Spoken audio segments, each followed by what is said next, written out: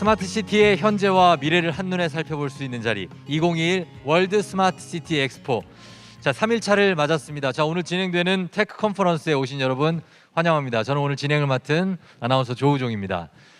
자, 오늘 이 테크 컨퍼런스에서 스마트 시티를 움직이는 가장 핵심적인 기술에 대해서 얘기를 해보려고 하는데요. 세계 각국의 혁신의 최전선에서 활약하고 계신 국내외 기업의 전문가들을 모시고 함께 얘기를 나눠보도록 하겠습니다. 온라인으로 또 오프라인으로 함께하면서 어디서도 듣기 힘든 그런 얘기를 들려주실 예정입니다. 도시의 내일 그리고 인류의 미래가 궁금하신 분들 많죠?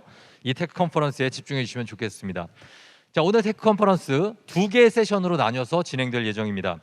첫 번째 세션은 탄소 중립 시대 스마트 시티의 혁신과 전환이라는 주제로 진행될 예정이고요. 이어서 스마트 시티 데이터 라이브 세션이 준비가 되어 있습니다. 자, 그러면 이제 영상을 통해서 첫 번째 세션의 주제를 만나보겠습니다. 2021 월드 스마트 시티 엑스포 테크 컨퍼런스 지금 출발하겠습니다.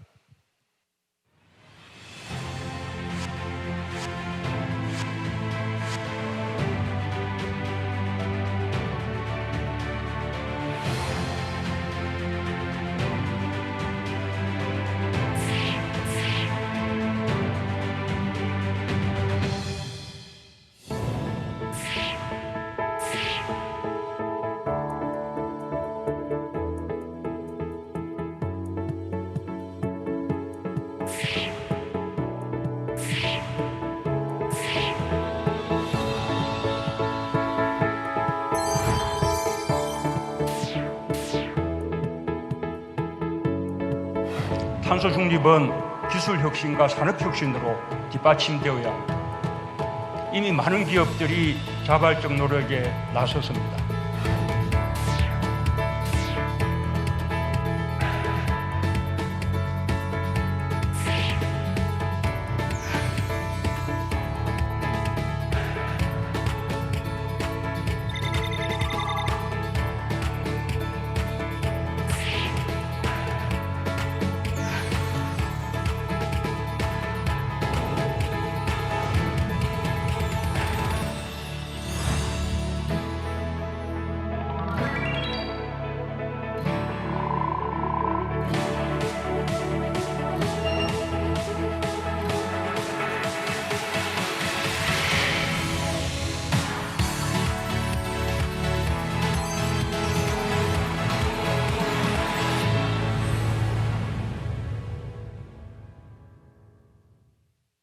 네, 자 이제 탄소 중립이란 말은 우리 눈앞에 직면한 지상 과제가 됐습니다.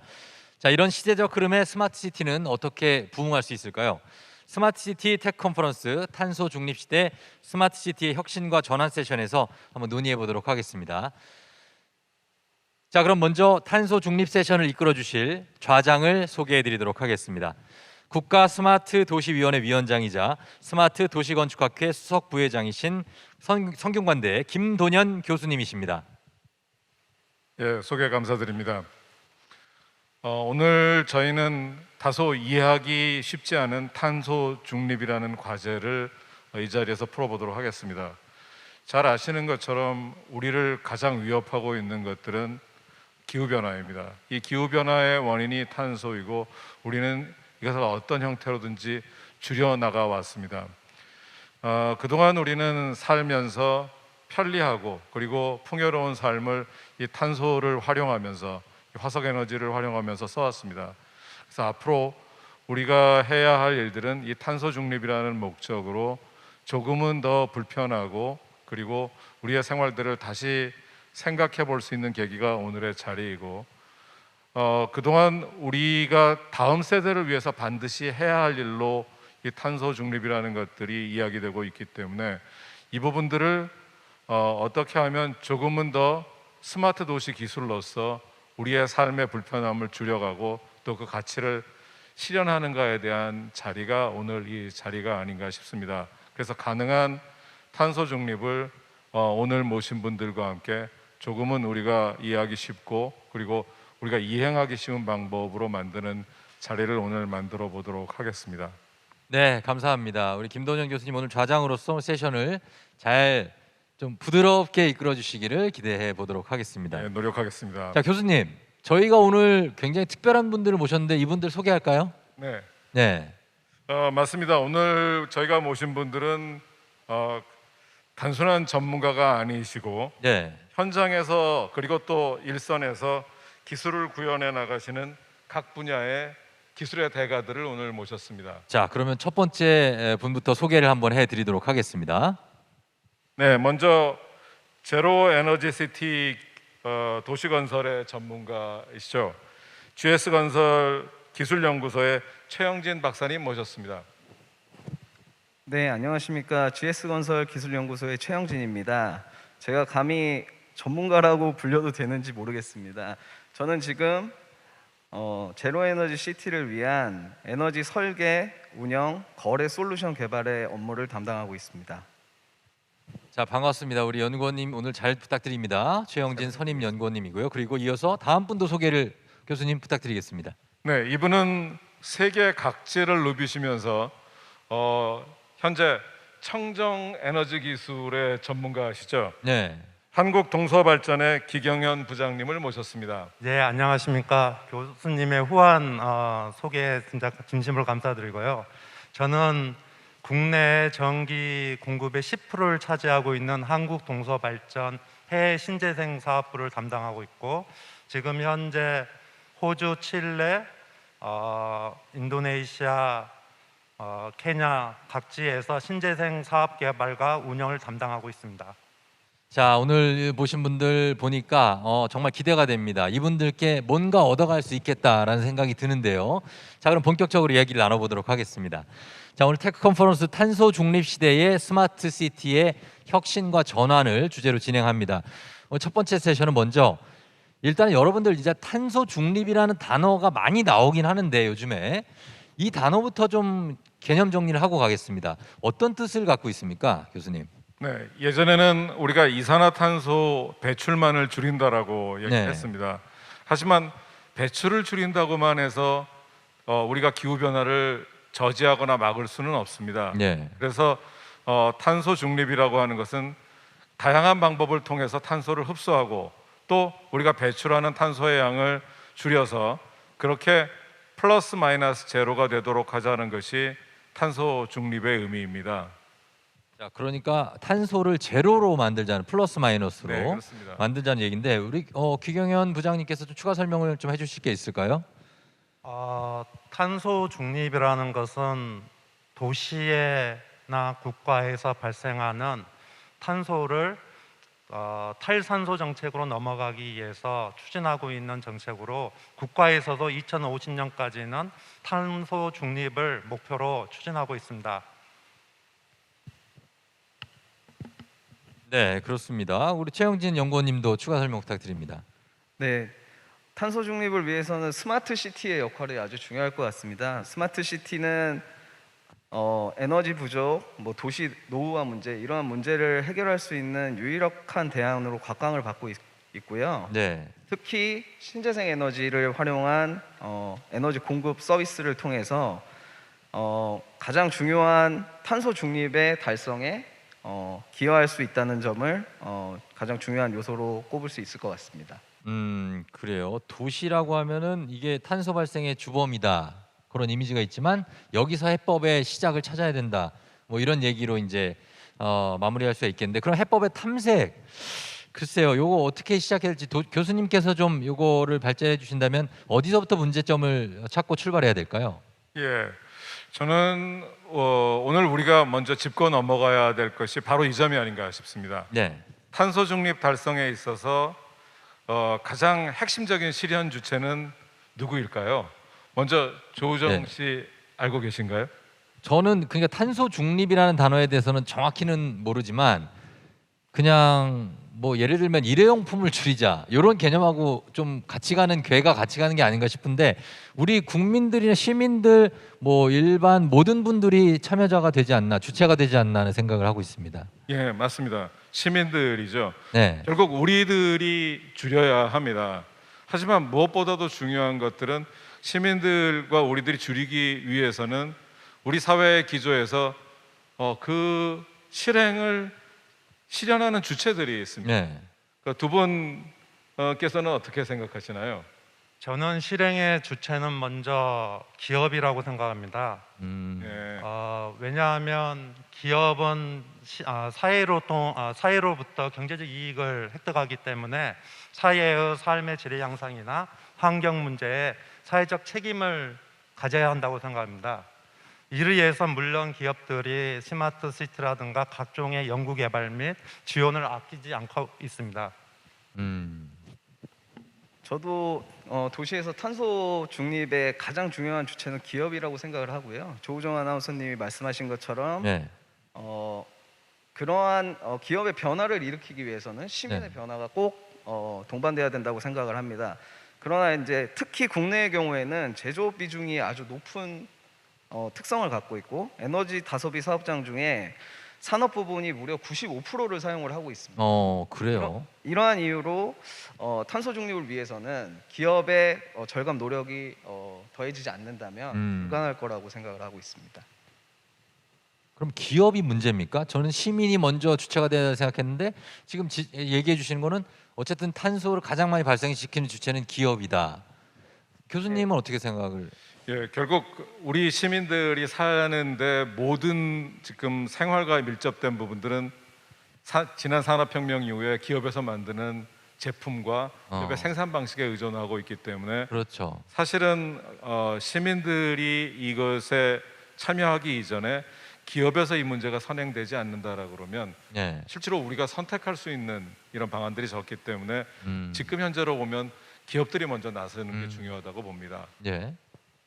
예, 그래서 오늘 말씀 주신 대로 탄소 발생을 가늠할 수 있는 대표적인 지수 중에 하나가 바로 전력 사용량입니다. 예. 이 통계청 자료를 보면 전체 전력 사용량 중 14.5%가 가정용입니다. 바로 네. 우리의 실질적인 사용인 거죠. 하지만 가장 큰 절반에 가까운 48.8%가 바로 산업 부분이고 그리고 서비스업이 28%를 차지하고 있습니다. 다시 말씀드리면 대부분의 전력 소비, 화석 에너지의 소비는 그 주체가 기업이고 생산에 있다고 볼 수 있습니다. 결국 기업의 역할이 가장 중요합니다. 그렇군요. 듣고 보니까 이 기업의 역할을 이렇게 두 번, 세 번 계속 강조하시는 게 그럴 만도 하다라는 생각이 듭니다. 그래서 최근에 탄소 중립을 위한 ESG 경영에 집중하고 있는 기업들이 많이 늘어났다고 하던데요. 예, 그렇습니다. 바로 이 ESG가 기후변화 대응이고 사실 우리가 알게 모르게 상당히 많은 다양한 분야의 기업들이 바로 이 탄소 중립에 앞장서고 있고 그것을 사업 모델로 지금 하고 있습니다. 그중에 그래서 대표적인 예가 RE100 이니셔티브라고 뭐 생소하신 분들도 계시겠지만 2050년까지 사용하는 전기 에너지를 100% 재생 에너지로 하겠다라고 선언한 기업들입니다. 그래서 저희가 오늘 테크 컨퍼런스를 맞아서 글로벌 RE 이니셔티브의 샘 키민스 대표님을 초대했는데요. 아쉽게도 직접 이 자리에 오지 못했지만 영상으로 RE100의 역할과 성과 그리고 비전을 전해 주셨습니다. 영상으로 만나보시고 이야기 이어가시죠. Hello, my name's Sam Kimmins. I'm the head of RE100 with the Climate Group. It's an honour to be speaking today about the role of renewables in smart cities here at the World Smart Cities Expo, and I'd like to thank the ministries for their kind invitation. First, a little bit about RE100. RE100 is an initiative established by the Climate Group in partnership with CDP, and we work with over 320 of the world's most influential companies committed to sourcing 100% renewable electricity. Together, RE100 companies' combined electricity demand is around 330 terawatt hours per year. That's bigger than the UK and nearly 2/3 of the electricity demand of South Korea, all committed to 100% clean power. Among our members are global giants such as Apple and Google, and we recently welcomed 10 leading Korean companies, including 6 companies from the SK Group, plus LG Energy Solution, K-Water, and Amori Pacific. So welcome to those Korean companies. If infrastructure is the foundation of smart cities, then renewable energy is its lifeblood. We know from the latest IPCC report that for us to thrive in the latter part of the 21st century, our businesses, our homes and our transport need to be powered using 100% carbon-free energy by 2050.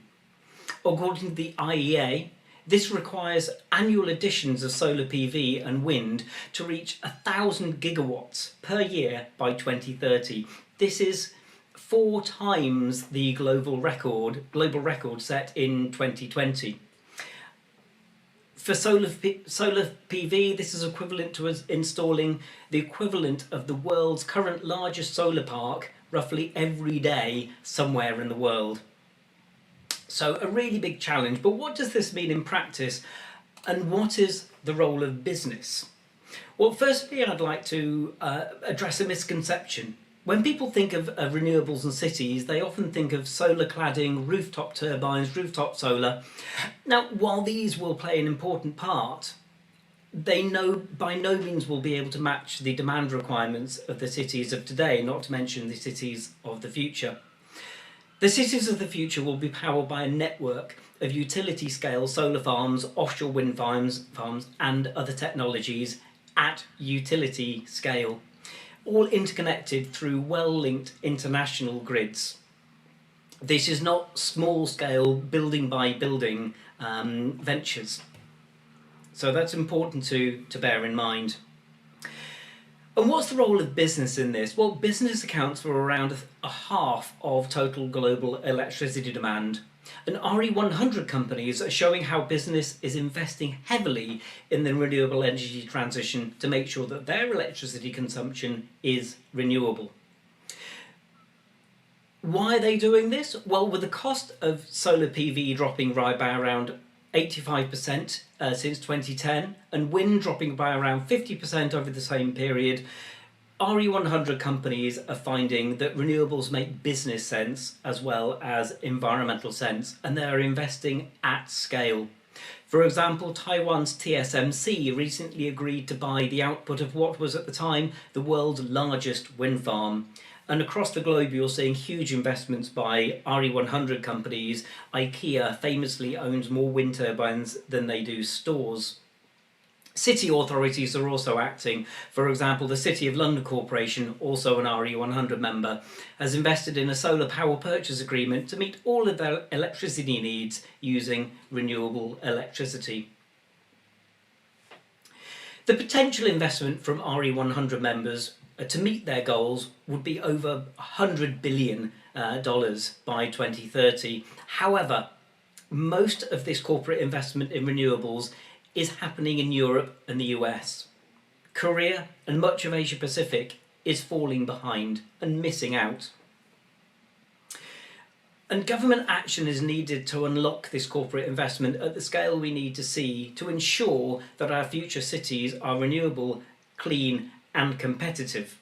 Thankfully, the Korean government is acting fast to open markets to corporate investment, introducing new RE100 measures that enable companies to buy renewables directly from wind and solar farm developers, and enabling more companies to invest in and own their own renewable infrastructure. So we're delighted to see those RE100 policies being put in place by the Korean government. But there's a long way to go, and we look forward to continuing to work with the Korean government and governments throughout the region to help enable access to clean, cheap renewables that will be the lifeblood of our future smart cities. If you'd like to find out more about RE100, please check out our website at re100.org, and I hope you enjoyed the rest of the day. Thank you very much for your time and attention.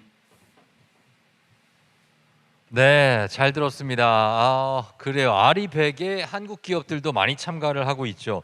지금 샘 키민스 대표님께서 잘 설명을 해주셨는데 기업들의 면면을 보니까 큰 기업들 그리고 선두 기업들이 포진하고 있다는 게 상당히 인상적입니다, 교수님. 예, 선두 기업이라고 말씀하셨는데요. 이 점이 중요한 포인트입니다. 현재의 가치가 아니라 미래의 가치를 투자해서 선점하려고 하는 이들의 노력이 네. 결국은 미래 가치라고 하는 것들이 세계 경제의 선두를 결국은 지속하겠다라는 의지로 해석해도 저는 무방하다고 볼 수 있기 때문에 이 점이 제일 중요하다고 생각합니다. 예, 미래 가치라고 얘기하셨지만은 조금 솔직하게 뭐 직설적으로 얘기하자면은 이게 결국에는 돈이 될 네, 것이다라는 맞습니다. 얘기가 될 텐데 사실은 잘 이해는 안 갑니다. 왜냐하면 이게 투자 비용이 늘어나는 거잖아요. 기업 입장에서는. 그런데 어떻게 이런 계산이 가능한 걸까요? 네, 연구원님. 단순히는 투자 비용이 늘어난다고 생각하실 수가 있을 것 같습니다. 네, 그러나 환경에 대한 관심이 이제 높아지고 있고 기업이 환경에 이제 기여하는 척도를 구매의 기준으로 삼는 소비자들이 증가하고 있습니다. 또한 아리백에 참여함으로써 친환경 기업의 이미지를 구축할 수 있고 소비자의 관심을 끌어서 제품에 대한 홍보를 더욱더 많이 할 수 있습니다. 네, 일적인 예를 들면 미국인의 70%는 100% 재생 가능 에너지의 전환을 지지하고 있고 네, 그다음에 100% 재생 에너지 인증 마크 아리백 마크를 부착한 제품에 대한 관심이 증가하고 있습니다. 네. 이러한 부분을 고려하면 실제적으로는 제조 원가의 상승이 이루어질 수 있지만 이보다 더 큰 이미지 및 홍보 그리고 매출의 증대가 있을 것으로 예상이 됩니다. 저 글로벌 아리백 기업들은 지금 자사에 납품하는 협력사들에게도 어떤 전기로 제품을 만들고 있는지까지 확인하고 있습니다. 즉 아리백을 현장에 있는 협력사들에게도 요구하고 있다는 것입니다. 네. 제가 현장 경험을 좀 간략히 네. 말씀드리면 예. 최근 세계 메이저 기업에 신발을 공급하고 있는 인도네시아 소재 한국 기업으로부터 신발 전력 공급을 네. 태양광 에너지로 교체할 수 있는 사업을 저희가 검토한 적이 있었습니다. 아. 신발을 납품하기 위해서는 앞으로 신발을 제조하는 전력을 신재생으로 해야 한다는 것입니다. 예. 또한 경제성이 높아도 해외 석탄 발전소는 투자할 수 없습니다. 세계 어떤 은행에서도 사업 대출을 해주지 않거든요. 즉 신재생 에너지의 발전 생산 원가는 다소 높을 수 있지만 네. 탄소 국경세와 같은 환경세, 사업 금융 비용, ESG의 기업 이미지 등을 고려한다면 미래 가치는 높다고 할 수 있습니다. 그렇군요. 우리 최영진 연구원님도 이 기경현 부장님의 요 의견 그리고 요 현장의 경험담 말씀해 주셨는데 어떻게 생각하시는지요? 저도 기 부장의 의견에 적극 동의를 하고 있고요. 예. 저희 GS 건설 같은 경우에도 아리백에 지금 참여를 직접적으로 하고 있지는 예. 않지만 예, 예. 새로운 도시 개발을 하는 부분에 있어서는 신재생 에너지 자립률을 일정 부분 이상을 해야 되고 그다음에 아파트나 건물을 짓는 데에서도 어떤 법적인 규정들을 만족하기 위해서 신재생 에너지들을 적극 보급하고 있는 상황입니다. 아, 그래요. 기업들이 이렇게 노력을 계속해서 하고 있는데 어떻습니까? 정부가 참여해야 된다는 아까 샘 킴스 대표께서도 말씀하셨는데 정부의 노력도 좀 필요하지 않을까요, 교수님? 네, 정부의 노력은 특히 대한민국의 산업 발전에서는 항상 중요한 역할을 해오고 있습니다. 예. 특히 이런 새로운 산업에 있어서의 정부의 역할은 우리가 갖고 있는 규제들이 다른 산업의 발전들을 쫓아가면서 만들었던 거기 때문에 이런 규제나 이런 부분들이 지원의 개념으로 전환하는 것들이 사실은 굉장히 중요합니다. 그러면은 어때요? 그 두 분, 우리 기경현 부장님하고 최영진 연구원님은 현장에 계시기 때문에 직접 느끼시는 바도 있을 텐데 어떤 부분이 가장 좀 필요하다고 볼 수 있을까요? 저는 정부와 전문가 그룹, 기업이 함께하는 다양한 공청회와 토론을 통해서 실효성 있는 아리백 제도와 절차를 마련해 주었으면 감사하겠습니다.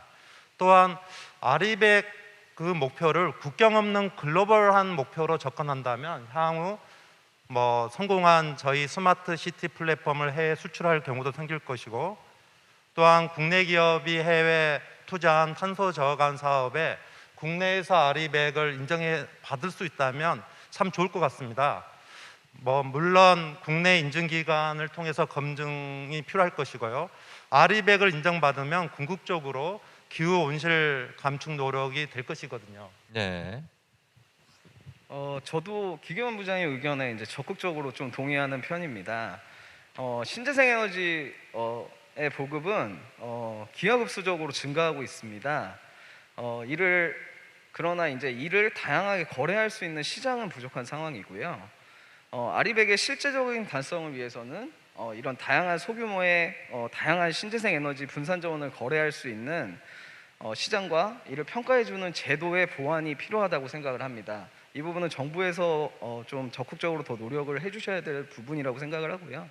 특히 국내의 경우에는 재생에너지를 직접 구매할 수 없는 전력 시장의 구조적인 한계가 있습니다. 한전이라는 특별한 기업이 있기 때문에 K 아리백이라고 국내에서 만든 아리백 제도에서는 한전과 발전사 그리고 저희 같은 기업이 전력을 사고 파는 제3자 PPA 계약 방식을 하나의 이제 방법으로 제시를 하였습니다. 네. 그러나 이제 한전이 전기 사용료를 독점하고 있는 구조이기 때문에 발전사와 기업, 특히 이제 동서발전과 저희 GS건설이 예. 이런 원만한 협상을 하는데 어떤 구조적인 한계가 있을 수밖에 없습니다. 그렇겠네요.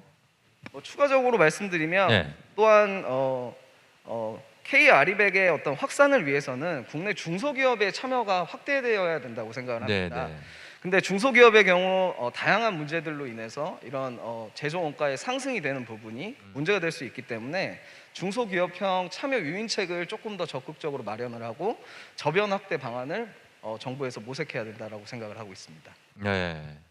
예, 저는 오늘 이 자리가 중요하다고 생각하는 게 아마 두 분이 관련된 우리나라의 부처는 한 분은 국토교통부고 예. 한 분은 산업자원부일 겁니다. 그렇죠. 하지만 우리 국가가 이런 그 탄소 저감에 대한 세계적인 약속을 한 것에 보면 대한민국의 많은 부분은 국내에서도 해야 되는 게 있지만 외국에서도 해야 되는 부분입니다. 네.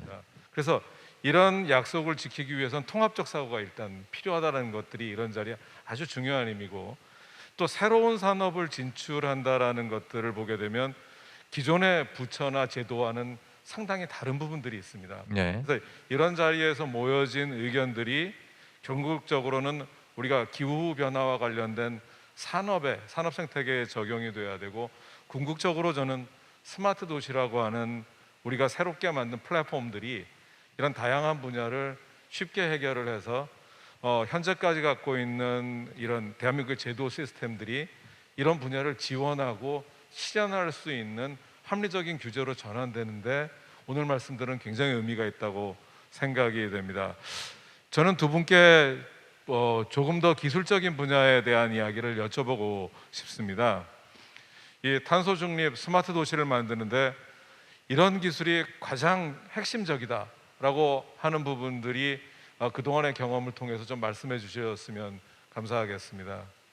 저는 스마트 시티에 걸맞게 스마트 시티 내에 각종 스마트한 센서를 통해서 정보를 수집하고 이것을 활용할 수 있는 디지털 기술이 가장 스마트 시티의 핵심이라고 생각합니다. 특히 사물 인터넷 기술은 많은 정보를 빠른 시일 내에 수집할 수 있다는 장점이 있습니다. 네. 저도 뭐 같은 의견을 갖고 있고요. 저는 이제 도시내 탄소 중립 생태계 구축이라는 측면에서 저희가 진행하고 있는 연구 과제가 프로젝트를 바탕으로 좀 설명을 드리면 어떨까 싶습니다. 그래요. 자, 도시 내 탄소 중립 생태계 구축이라는 얘기인데 우리 최영진 선임 연구원님이 좀 더 자세한 설명 좀 부탁드려 보겠습니다. 네, 저희가 지금 스마트 제로 에너지 시티라는 산업부의 국책 과제를 진행을 하고 있습니다. 예. 이 과제는 인프라, 플랫폼, 서비스가 연동된 하나의 스마트 시티 개발을 한다는 측면에서 다른 차이가 있다고 보시면 될 것 같고요. 실제적으로 좋은 서비스와 좋은 플랫폼을 가지고 있다고 하더라도 실제적으로 그 인프라가 구축되어 있지 않다면 아까 기경원 부장님이 말씀하신 데이터 수집에 문제가 생길 수가 있습니다. 네. 이러한 문제를 해결하기 위해서 처음부터 단위 기술, 인프라, 그 다음에 플랫폼, 서비스가 연동된 스마트 제로 에너지 시티 구축을 위한 연구 개발을 진행하고 있고요. 다음으로는 국가 스마트 시티 중에 하나인 부산 에코델타 시티의 기본 설계 내용을 좀 말씀을 드리겠습니다. 네. 국내에는 2018년부터 국가 스마트 시티를 지정을 했고요. 두 군데가 선정이 되어 있습니다. 뭐 교수님 잘 아시겠지만 세종 5-1 생활권과 예. 에코델타 시티를 국가 스마트 시티로 선정을 했고요. 네. 여기서 이제 가장 중요한 기본 설계의 가장 중요한 내용은 100% 신재생 에너지 자립률 100%짜리 도시를 만들겠다가 첫 번째고요. 두 번째는 에너지 거래 운영이 원활한 그리고 네. 전기와 열을 통합한 어떤 인프라를 구축을 해서 향후의 서비스까지 연동을 시키겠다라는 부분이 가장 중요한 부분이라고 생각해 주시면 될 것 같습니다.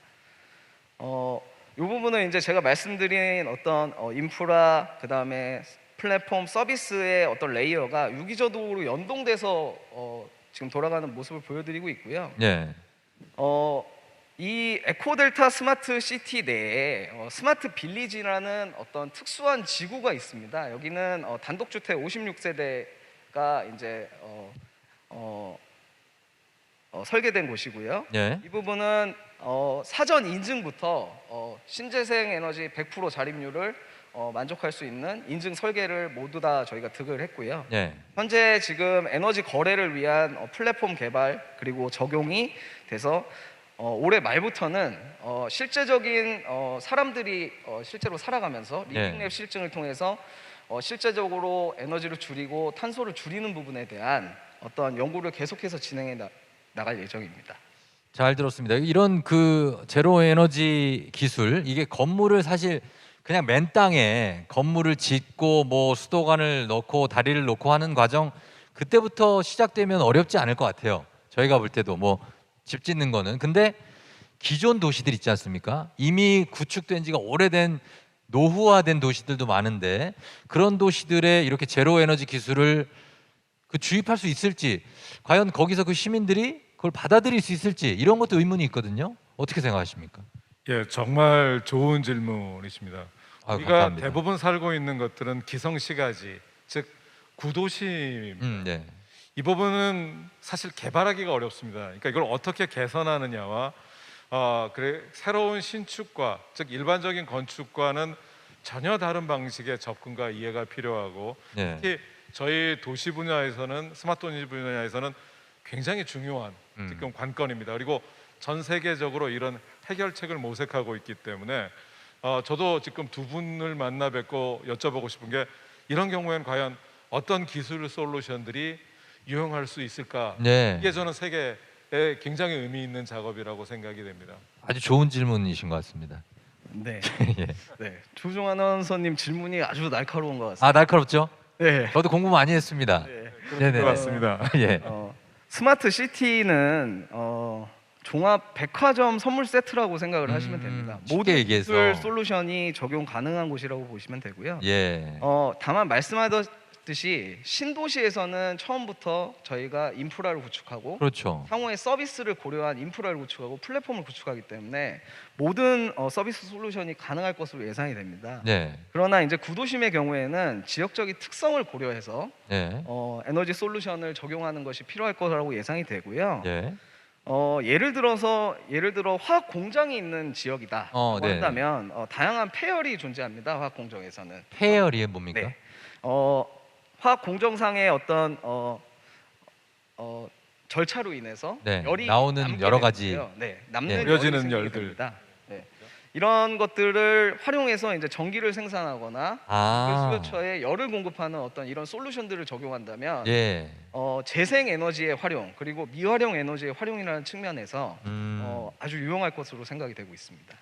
그러네요. 자, 그 폐열이라는 게 에너지의 일종이군요. 네, 맞습니다. 예. 그러면 다양한 기술들이 이미 준비가 돼 있다라고 말씀하셨는데 결국에는 우리가 어떤 선택을 하느냐에 따라서 에너지의 이 패러다임이 획기적으로 바뀔 수도 있을 것이라는 생각이 듭니다. 그리고 탄소 중립하고 또 함께 가지 않을까 하는 생각이 드는데 거기에 대해서도 교수님이 좀 해결 방안 아니면 앞으로 나아갈 길 좀 제시해 줄 어떤 것들이 있을 것 같은데 어떠십니까? 네. 그래서 사실 우리가 그동안 화석 에너지를 쭉 써왔는데 네. 화석 에너지를 대신해서 어떤 청정 에너지와 재생 에너지를 사용하는 데 대해서 먼저 우리가 관심을 가져야 할 것 같습니다. 예.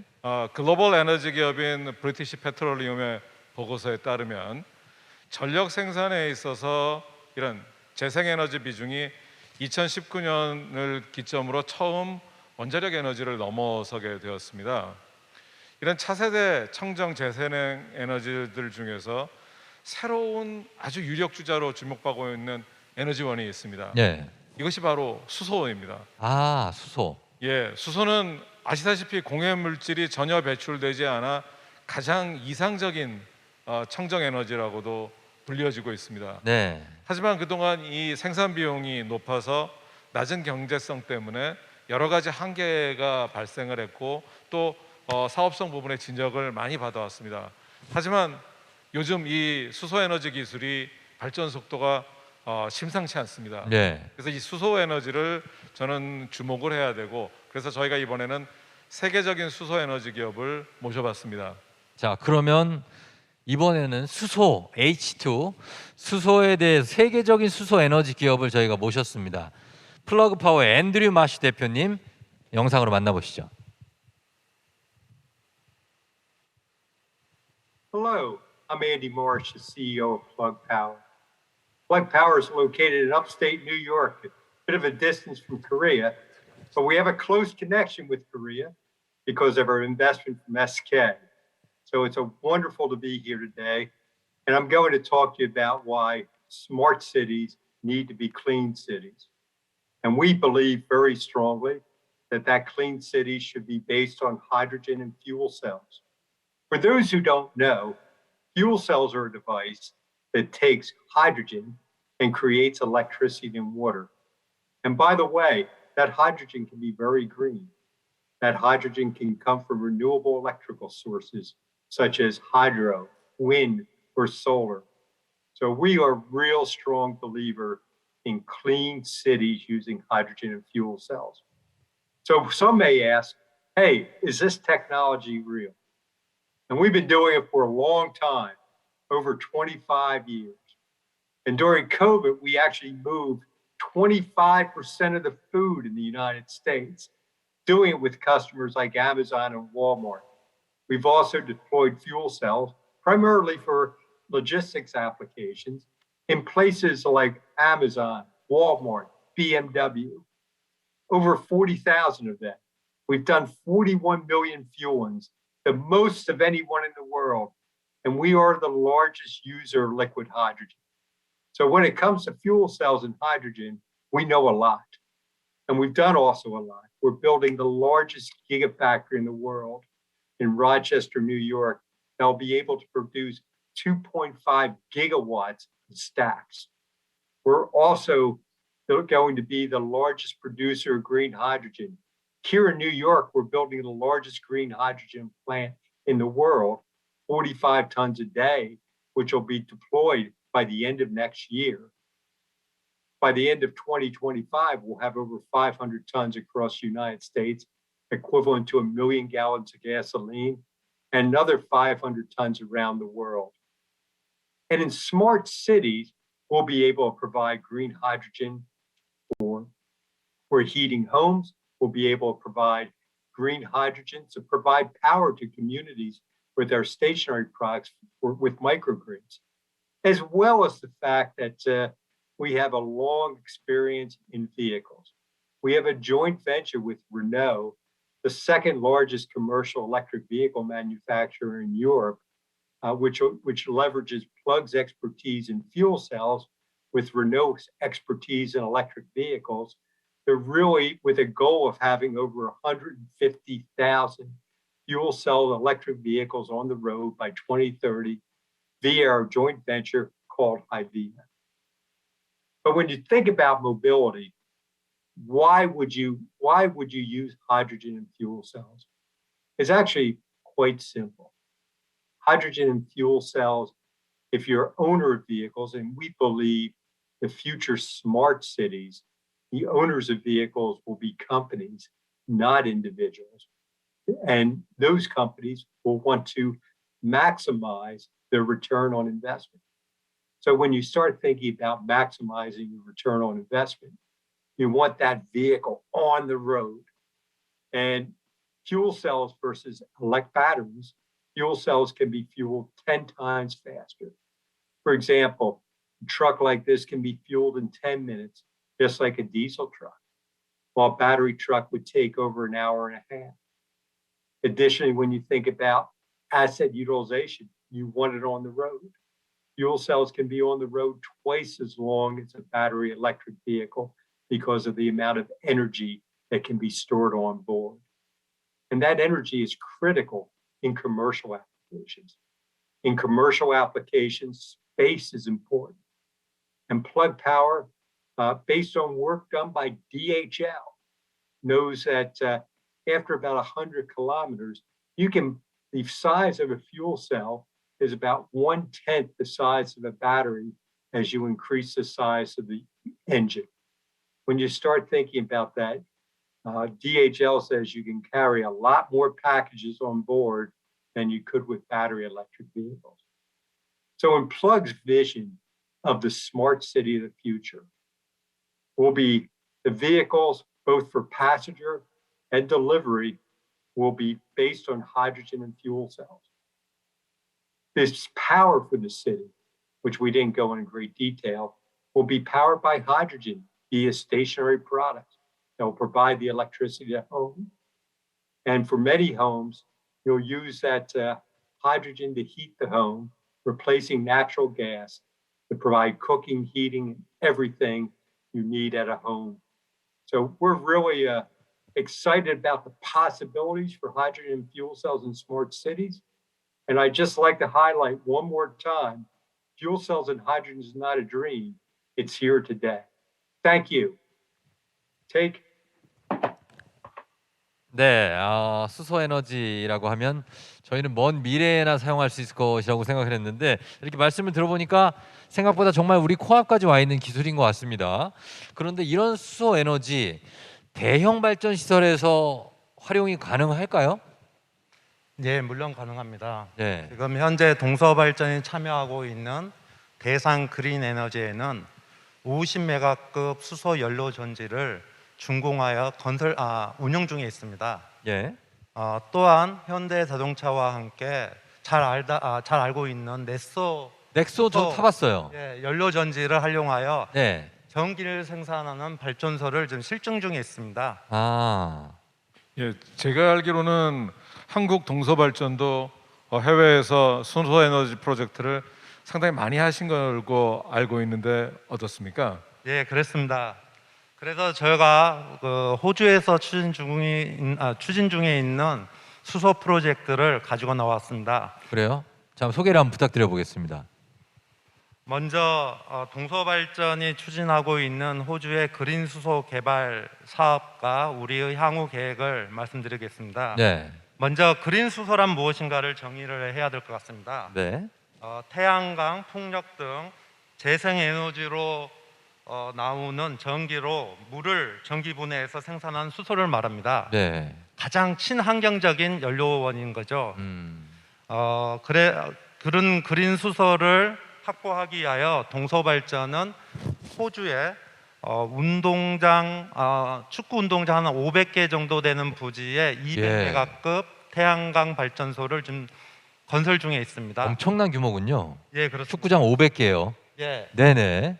여의도 아마 반 정도 된다고 하더라고요. 와, 대단합니다. 예. 예. 2단계로는 그 옆에 있는 부지에 추가적으로 80메가급 태양광 발전소와 네. 그 태양열로 충전할 수 있는 장주기 ESS 설비를 설치하여 밤에도 장시간 동안 전기를 공급할 수 있는 전력 공급 체계를 마련할 계획입니다. 예.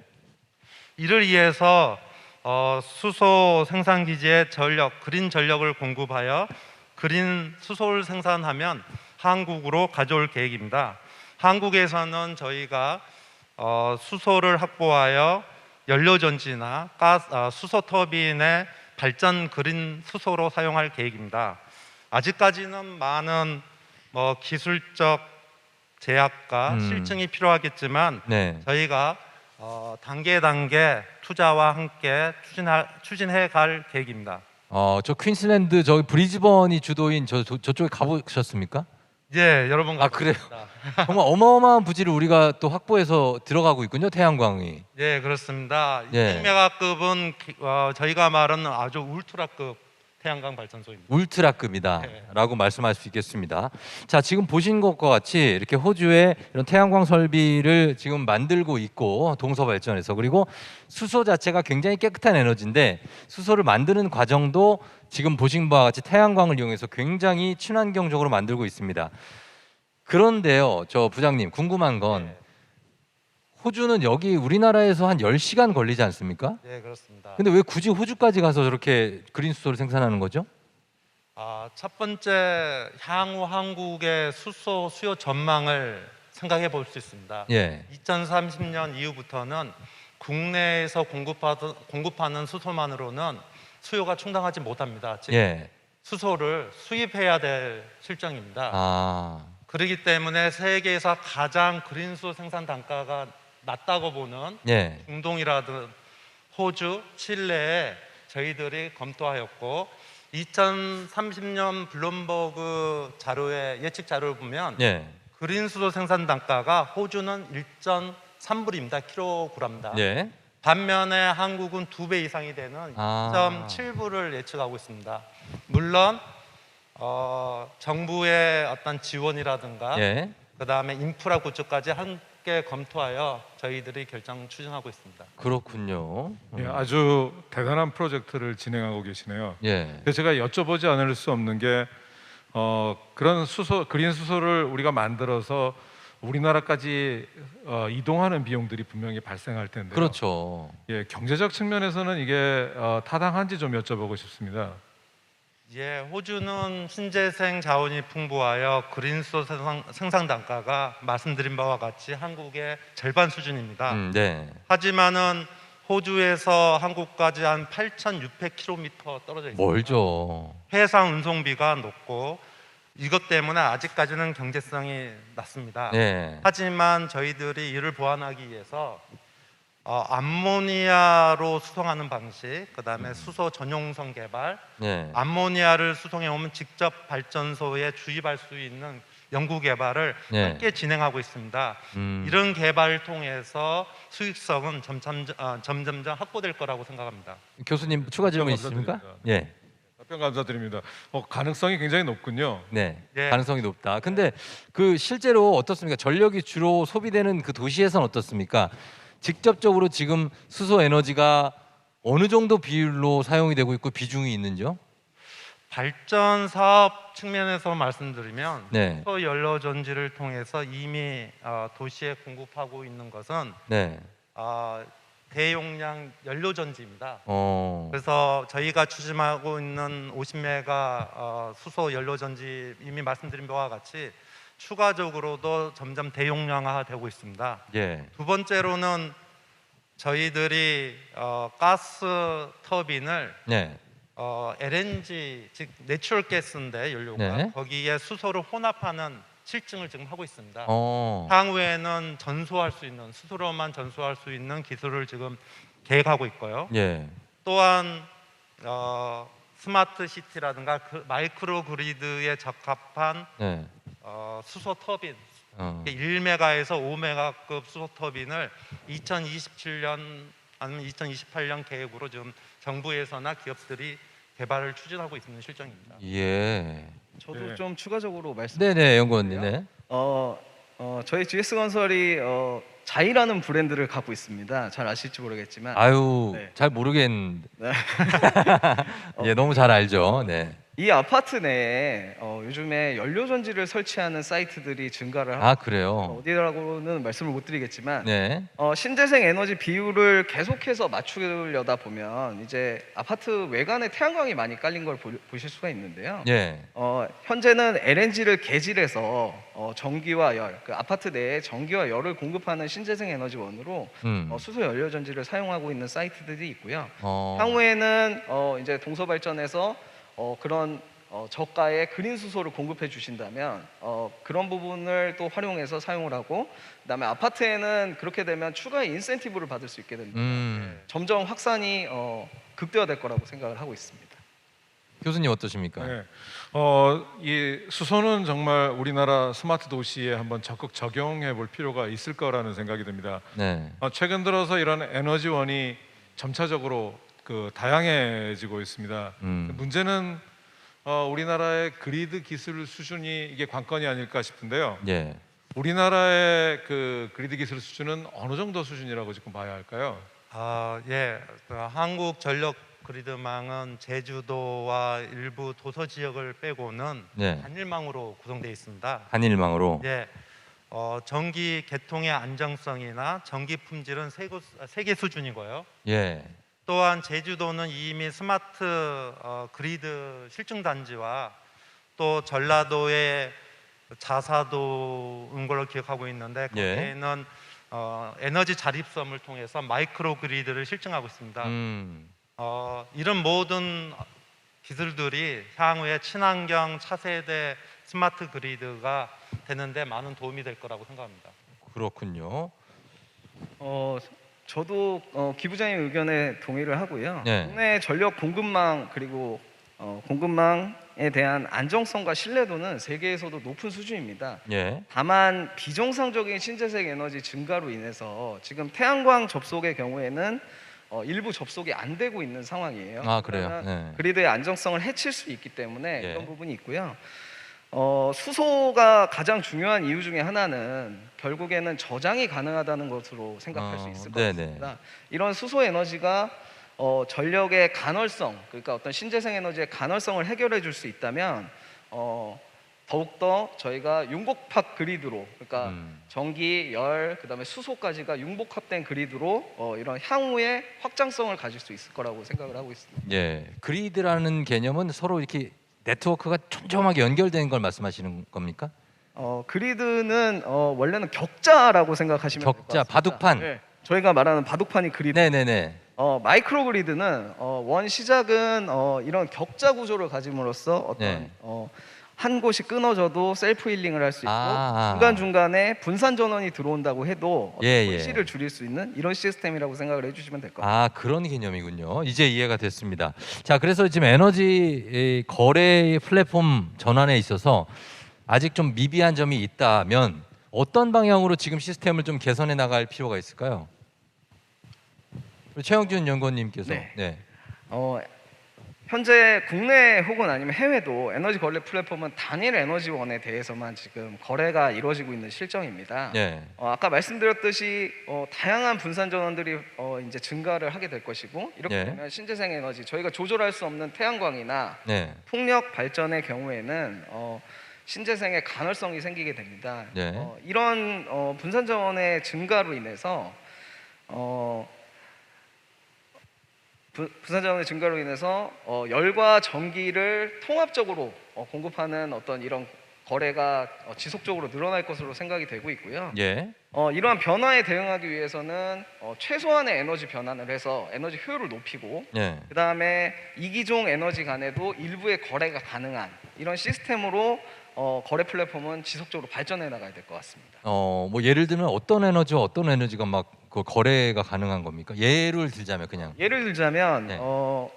집에 에어컨을 쓰고 네. 계시잖아요. 네네. 그게 전기를 열로 변환해서 사용하는 대표적인 시스템이라고 보시면 될 네네. 것 같습니다. 일부 시스템에서는 열을 열로 쓰는, 네. 그러니까 폐열을 활용해서 냉난방 열로 쓸 수 있는 기술들이 있거든요. 아. 이런 열은 열로 쓰고 전기는 전기로 쓰는 어떤 네. 이런 부분의 변환을 줄이는 곳에서 음. 탄소 중립으로 조금 더 다가갈 수 있을 거라고 생각을 하고 있습니다. 네, 기부장님 뭐 추가 설명 부탁드립니다. 예, 예. 전력 공급망은 현재 대부분이 중앙 집중식 전력 공급망을 가지고 있습니다. 예. 하지만 탄소 중립을 위해 신사업 에너지 플랫폼으로 마이크로 그리드가 굉장히 대두되고 있습니다. 예. 대학교, 신도시, 산업단지, 도서 지역 등에서 실증하고 있고요. 네. 저희가 저희 경험으로도 영국의 양식장에 네. 신재생을 공급하는 마이크로 그리드를 한번 검토한 적이 있습니다. 영국의 양식장이요. 예, 양식장. 아, 네네네. 신재생으로 하는 아마 영국에서는 인센티브 제도가 있어서 사업성을 좀 검토한 적이 있었습니다. 네. 하지만은 가장 어떤 전기 요금이 저렴한 뭐 한국이나 또 그런 나라에서는 예. 마이크로그리드를 사용하기 위해서 경제성이 좀 낮습니다. 음. 따라서 이를 좀 보완하기 위해서는 RE100 활성화나 네. 또 국가적인 인센티브 제도 또 연구 개발들이 함께 개선되었으면 합니다. 그래요. 그런 변화의 바람을 사실 최전선에서 맞는 게 뭐 GS건설과 같은 그런 기업들일 텐데요. 그 어떻습니까? 기업 입장에서는 여러 가지 변화에 뭐 미리미리 당연히 대처를 하고 계시겠지만 장기적인 비전까지도 세워놓고 계시는 겁니까? 요거는 우리 기 부장님 말씀 듣고 한번 또 답변 들어보도록 하겠습니다. 정부의 2050년 탄소 중립에 발맞추어서 저희 동서발전도 탄소 중립 TF를 구성하여 지금 로드맵을 만들고 있습니다. 네. 또한 2030년까지 신재생 에너지를 3기가와트 개발하고 운영하려고 하고 있고요. 예. 또 대용량 수소가스 터빈을 조속하게 상용화하기 위해서 또 노력하고 있습니다. 물론 계획대로 저희들 석탄 발전소는 좀 축소되고 네. 될 계획입니다. 네, 저희 GS 건설의 경우에는요, 제가 저희 회사의 어떤 의견을 다 대변하는 건 아니기 때문에 조금 너무 국한하지 마시고 뭐 전체 기업을 아울러서 말씀해 주시면 되겠습니다. 저희는 국내 건설 시장의 이제 성장 한계를 극복하고자 네. 지속 가능한 글로벌 기업으로 도약하기 위해서 저희가 타일 건설 사업을 비롯한 신성장 동력 사업들을 추진을 하고 있습니다. 네. 인터넷 찾아보시면 많이 있으실 텐데요. 네. 그러니까 국내의 신재생 에너지 사업, 그리고 2차 전지를 활용한 재활용 사업, 네. 그리고 스마트 홈 사업, 그다음에 디지털 플랫폼 개발, 자이 AI라는 저희가 디지털 플랫폼을 지금 개발을 했고요. 네. 이런 것들의 진출 투자를 지금 같이 하고 있고 카카오와 이제 협업을 하고 있는 상황입니다. 그리고 기존에 가지고 있던 저희는 EPC 역량이 있기 때문에 이러한 EPC 역량과 신사업 분야를 활용해서 프로젝트 전 과정을 전담하는 디벨로퍼로서 좀 성장을 하려고 생각을 하고 있고요. 예. 이런 디벨로퍼로서 가장 중요한 거는 이제 스마트 시티 분야라고 생각을 하고 그래요. 있습니다. 네. 그래서 기존 통신사나 SI 위주의 이런 스마트 시티, 저희가 흔히 아는 뭐 시스코나 이런 대형 회사들이 갖고 있는 어떤 스마트 시티와는 좀 차별적인 요소가 있는데요. 예. 이런 SI나 통신사 위주의 스마트 시티에서는 데이터를 수집하고 예. 그거를 활용하는 데 좀 강점이 있을 수 있지만 저희는 아까 말씀드렸듯이 에너지 자원 인프라를 다 해본 경험이 있기 때문에 예. 이런 것들을 처음부터 구성해서 인프라와 플랫폼 서비스를 아우르는 스마트 시티를 만들 수 있다는 장점을 가지고 있다라고 생각을 하고 있습니다. 그래요. 자, 지금 일단은 뭐 말씀을 여러 가지로 전해 듣고 지금 탄소 중립에 대해서 지금까지는 저는 이제 그냥 환경을 보호하자, 일회용품을 많이 쓰지 말자, 요 정도 차원에서 이해하고 계신 분들이 저 외에도 많이 계실 텐데, 이렇게 막연한 생각을 이렇게 기술적으로 그리고 체계적으로 또 기업들이 앞장서서 해 나가고 있다는 사실, 그리고 어떻게 작용을 하는지 알 수 있었습니다. 김도현 교수님께서도 종합적으로 말씀해 주신다면요. 예, 저도 오늘 좌장으로 와서 이렇게 많이 배운 적이 없는 것 같습니다. 특히 네. 이 발전 회사와 건설 회사가 함께 만나고 또 대한민국의 최고의 아나운서가 같이 계시니까 아유, 아닙니다. 이 자체가 갖고 있는 게 플랫폼이라고 생각이 됩니다. 예. 그래서 오늘 저는 마지막 두 분께 좀 질문을 드려보려고 합니다. 네. 탄소 중립을 위해서 스마트 도시가 해야 할 핵심적인 요소를 딱 한 가지만 꼽는다라고 하면 어떤 걸 꼽으시겠습니까? 저는 에너지 최적 운영 기술이라고 이제 좀 말씀을 드리고 싶습니다. 예. AI, 빅데이터 같은 분석을 통해서 사용되는 부하를 정확하게 예측하고 네. 그다음에 신재생 에너지 발전량을 정확하게 예측을 한다면 네. 저희가 에너지를 조금 더 효율적으로 사용할 수 있게 될 것이고요. 음. 이를 기반으로 아까 말씀드린 열과 전기를 통합 공급하고 네. 그다음에 일부의 남는 에너지들을 거래를 통해서 효율화를 진행을 한다면 네. 탄소 중립으로 조금 더 한 발 더 나아갈 수 있을 거라고 생각하고 있습니다. 에너지 최적 운영 기술, 네, 맞습니다. 가장 중요한 한 가지를 꼽는다. 기경현 부장님 어떻게 생각하십니까? 저는 거버넌스 측면에서 탄소 중립이나 기후 변화 대응은 정부만의 아젠다가 아니라고 생각합니다. 예. 정부, 기업, 시민, 모든 사회 구성원이 모두 함께 목표 달성을 위해 노력하고 해야 될 문제이고, 따라서 같은 목표로 함께함이 가장 필요한 사회적 에너지라고 생각합니다. 그래요. 교수님께서도 질문자시지만 어떤 거를 하나 좀 꼽으실 수 있겠습니까? 스마트 도시와 탄소 중립은 사실은 융합과 통합이 핵심입니다. 융합과 이 통합. 모든 기술들을 우리가 목적에 맞춰서 어떻게 해가느냐, 이 과정을 저희가 계획하는 것이라고 보면 네. 우리에게 새로운 도시계획과 도시계획 기술들이 이런 산업과 기술들을 잘 수용해서 하는 이 계획이 저는 좀 중요하다라고 보고요. 네. 그 과정에 사실 제일 중요한 것들은 시민들의 공감대입니다. 네. 맞습니다. 사실 이제는 예전처럼 그냥 뭐 이익만 많이 내면 된다 이런 시대는 지났습니다. 그래서 기업들도 가장 먼저 환경적인 측면을 우선시하고 동참하고 있고, 그런 기업에 시민들, 국민들이 움직이는 그런 시대가 됐기 때문에 여러 가지로 중요한 주제가 아니었나 생각이 듭니다. 자, 오늘 2021 월드 스마트 시티 엑스포 테크 컨퍼런스 첫 번째 세션이었습니다. 탄소 중립 시대 스마트 시티의 혁신과 전환을 주제로 진행해 봤는데요. 오늘 함께 해주시면서 새로운 사실을 많이 알게 해주셨는데 여러분 어떠셨는지 소감 한 말씀씩 좀 부탁드려봐도 될까요? 기경영 부장님. 예, 오늘 탄소 중립을 위한 스마트 주제로 다양한 각도에서 교수님, 연구원님, 그다음에 아나운서님과 함께 새로운 각도와 새로운 시각으로 네. 오늘 많은 생각도 좀 해보고 네. 많은 대화를 가진 시간이었습니다. 저에게는 아주 귀중한 시간이었던 것 같고요. 최근에 저희 사내 홈페이지에 환경위기 시계가 9시 56분을 가리키고 있다고 하더라고요. 그래서 탄소 중립 달성은 선택이 아니라 필수인 것 같습니다. 잘 준비하여 또 이런 좀 탄소 중립에 맞는 스마트 시티를 잘 한다면 네. 국가의 2050년 탄소 중립 목표도 앞당길 수 있을 것이고 저도 함께 동참하도록 하겠습니다. 네. 감사합니다. 오늘 첫 방송이라 많이 떨린다고 하셨는데 뭐 훌륭하게 해내시네요. 감사합니다.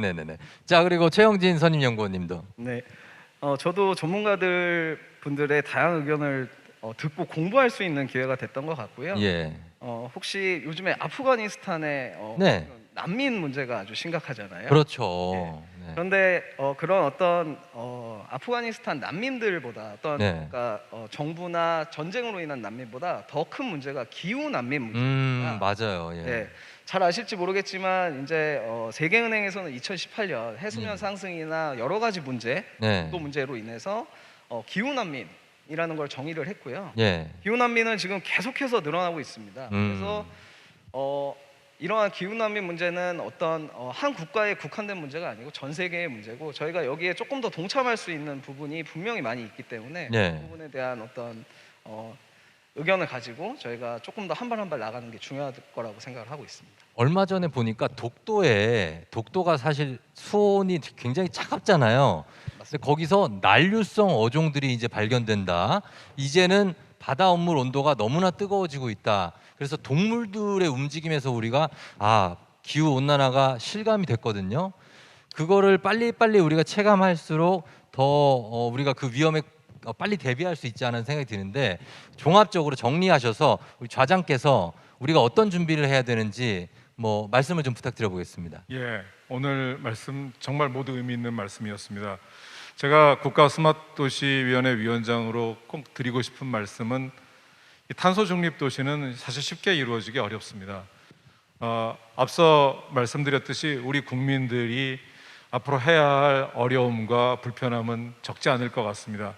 하지만 제일 중요한 일은 이 일이 우리가 다음 세대, 우리 아이들을 위해서는 반드시 필요한 일입니다. 제가 여기서 정말 강조하고 싶은 마음은, 지난 산업혁명에 우리가 참여하지 못함으로써 우리는 우리의 의도와 상관없이 화석연료를 채택해서 오늘날의 산업화와 도시화를 이루면서 선진국들을 쫓아가 왔습니다. 오늘날 우리는 4차 산업혁명을 주도하는 국가가 되었습니다. 지난 산업혁명에 참여하지 못하면서 현재 산업혁명을 주도하는 유일한 국가입니다. 우리가 이 기후변화 문제와 탄소 중립이라는 문제를 소재로 지금 전 세계에서 가장 앞선 토론을 하고 있습니다. 그리고 그 해결책으로 스마트 도시라고 하는 이런 미래 도시의 모델을 만들어서 바로 우리에 닥쳐 있는 인류적 문제를 해결해 오고 있고, 오늘 그런 자리에서 구체적인 이야기들까지 진행이 되고 있습니다. 우리는 이제 지난 세기에 뒤쫓아가던 국가에서, 그리고 기업에서 이제 우리가 살고 있는 삶이 미래 도시의 모델이고, 우리는 이미 다른 나라 도시들의 미래에서 살고 있습니다.